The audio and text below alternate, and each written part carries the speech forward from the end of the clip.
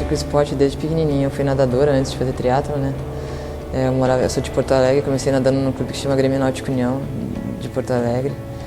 Eu nadei um tempo em Porto Alegre, depois eu fui nadar em Belo Horizonte. Eu morei em Belo Horizonte, nadei pelo Minas Tênis Clube. Aí eu machuquei o joelho e voltei para Porto Alegre para me tratar lá tudo.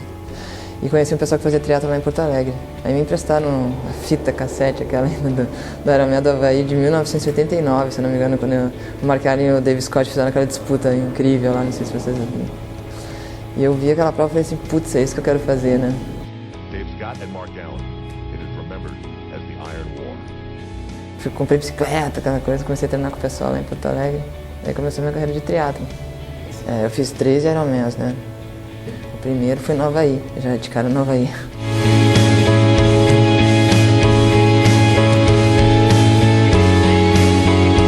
Já comecei logo no mais difícil, né? Mas acho que Ironman todos são difíceis, né? Aquilo que a gente até brinca. Se Ironman participasse não ia ter graça, né? A gente não ia ter que contar depois, né?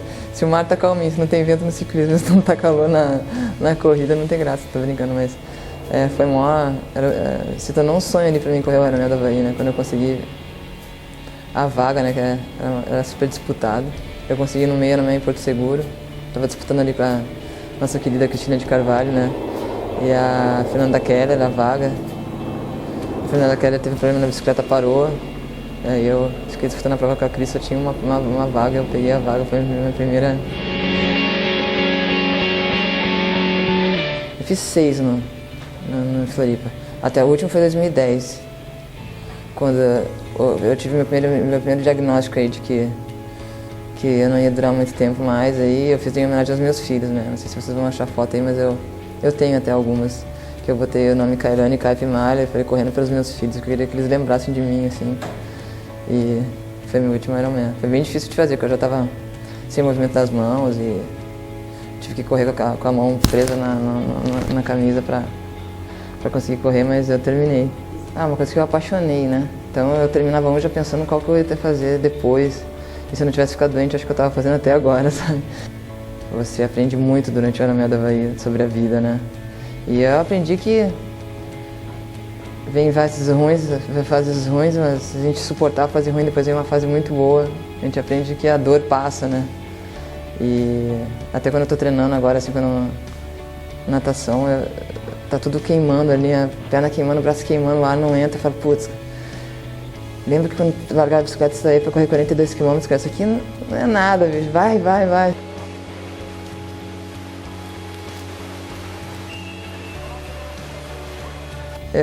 O Ironman, assim, foi muito importante na minha vida. E eu levo ele, sempre eu lembro das coisas das provas que eu fiz e do que eu tinha que me superar ali durante uma prova, né? Então é uma coisa que eu guardo pra sempre comigo.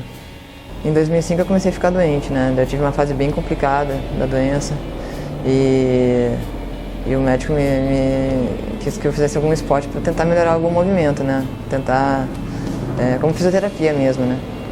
Então, em 2010, eu comecei a nadar na academia no Rio de Janeiro, que por coincidência tinha um pessoal do Paralímpico treinando lá, alguns atletas da seleção brasileira. E o técnico me viu lá, tinha umas fotos minhas na entrada da academia lá de triatlo. Ele, você era atleta, né? Você é bichado, cara. Acho que você pode nadar com a gente, né? Eu comecei com eles, todo mundo é muito engraçado lá no Paralímpico, assim.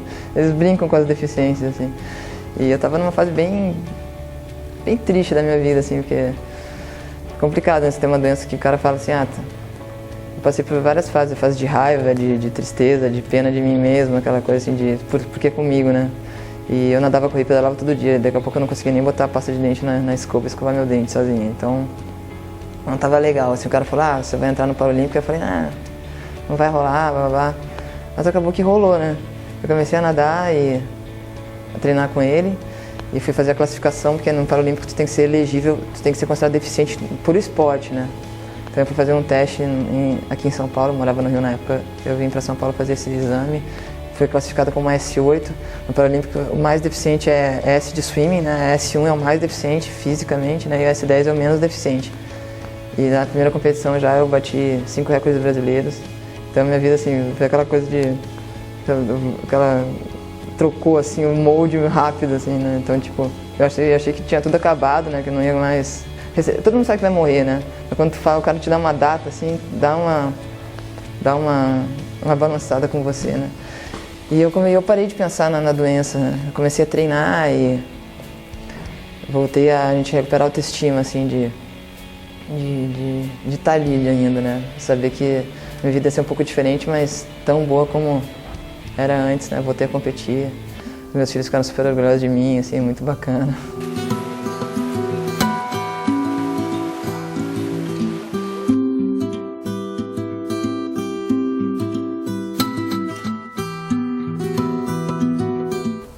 Em 2012 eu fui convocado para a minha primeira Paralimpíada, né, que foi sensacional, assim, quando eu entrei no estádio lá em Londres, eu chorei a volta inteira ali, porque eu não acredito que está acontecendo, né, e meu filho ficava, mãe, eu tô te vendo, levanta a mão, eu tô te vendo, né, aquela coisa super bacana. E ontem foi um dia especial pra caramba, aí, que eu tive uns anos difíceis, e agora nos últimos 2 anos a gente tem que ser examinado de tempos em tempos para ver se tu tá na mesma classe. Eu fiquei um tempão sem ser examinado, então eu fiquei 2 anos nadando fora da minha classe, como a minha doença evoluiu. E eles me manteram na mesma classe. Tive 2 anos, assim, praticamente não ganhando nada, assim. Meu desempenho caiu muito e em abril, no Rio de Janeiro, a gente teve o nosso evento teste. Eles finalmente me baixaram de classe. Eu era S6, agora eu sou S5. Um mês depois eu fui para Berlim, numa competição, e eu consegui fazer o índice para os jogos. E ontem a gente foi convocado, graças a Deus. E eu vou disputar minha segunda Paralimpíada em casa agora. Estou super feliz. O nome da minha doença é MSA, é Múltipla Atrofia dos Sistemas. Na verdade, eu tive vários diagnósticos antes do diagnóstico da minha doença mesmo. Em princípio, eles me trataram como Parkinson Plus, que eles chamam, que eu tinha um Parkinson com alguma coisa a mais lá que ninguém descobria. Mas no início eles falaram que eu tinha tumor no cérebro, depois eu tive derrame, depois tinha esclerose lateral, esclerose múltipla. Meu diagnóstico mesmo foi quando eu comecei a tratar com um grupo de médicos em Ribeirão Preto, na Universidade na USP, no Centro de Neurologia da USP, que ele juntou todos os meus exames com os diagnósticos, com os sintomas que eu tenho. E diagnosticou MSA tem 3 anos, que é o diagnóstico certo da minha doença, né? E essa doença ela vai paralisando a musculatura do corpo, né? Inclusive o pulmão e o coração. Então, geralmente quem tem essa doença vive em torno de 6, 7 anos, tem uma sobrevida de 6, 7 anos, né? Eu tô há 11 aí com a doença, então tô no meu bônus.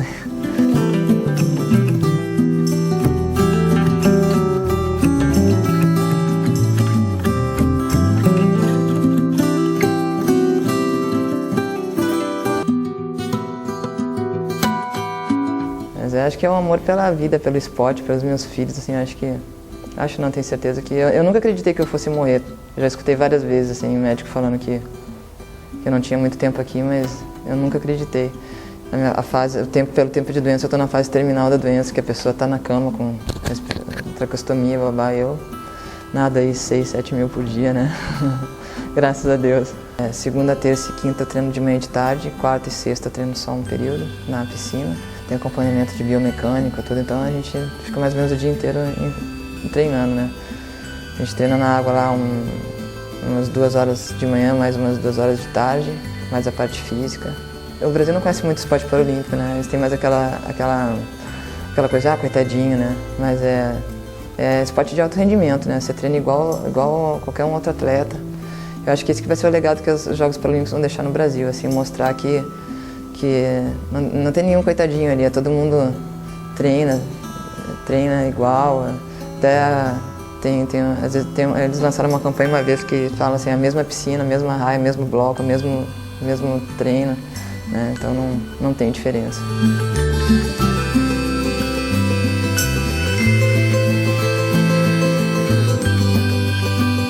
Você tem que se dedicar, né? Tem que fazer de coração, não adianta treinar mais ou menos, competir mais ou menos, tem que gostar mesmo. É uma coisa que pode mudar a vida da gente, é uma coisa muito, muito importante para mim, assim. Então eu tento mostrar que a gente tem que se doar, assim, tem que se dedicar. E nunca desistir, né? Esse é o principal de tudo, que a gente vai enfrentar várias coisas, nada é fácil, né? Nada vem fácil. Assim como a história, eu consigo mostrar muito isso, né? Até uma vez o meu filho falou assim pra mim, mãe, teu sonho já é o sonho de muita gente. Aí, se você desistir, muita gente desiste porque você desistiu, né? Quando a gente não desiste, assim, o que espera a gente é grandioso, né? Ironman, assim, é a minha história, assim, a minha paixão, né? E eu tenho planos de fazer outra ainda, quando eu passar, assim, eu quero fazer, sei lá, Tem muitas ideias aí para ajudar as pessoas que têm doença parecida com a minha, doenças degenerativas, fazer um